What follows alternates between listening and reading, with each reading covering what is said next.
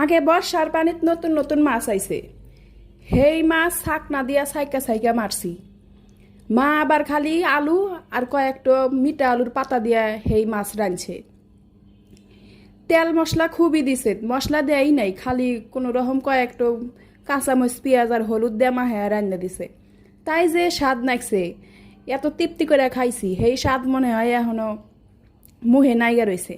আর এখন আমরা এত তেল মশলা দিয়ে রান্ধি, তাও মনে হয় স্বাদ লাগে না। মায়ের হাতের রান্নার যে একখান স্বাদ, সেই স্বাদটা আর পাই না। তে আজকে বাজার করবার যাইয়া দেখি যে এক দোকানদার আবার মিঠা আলুর শাক বেচতেছে, তাই আবার এক আটি 15 টাকা দিয়ে কিনে আনলাম। ফ্রিজে আবার কয়েকটা ছোট মাছ আসছিল, সেই মাছ কয়টা বাই করে কই আল্লাহ মাছ এবার করে রান্ধে হেবা করে আল্লাহ রান্ধি।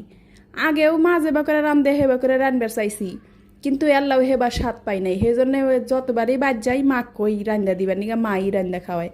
তো আজকে রান্দা খায়া দেখলাম না, আল্লাহ স্বাদই লাগলো। মেলা দিন পরে আল্লাহ তৃপ্তি করে কয়টা ভাত খাইলাম।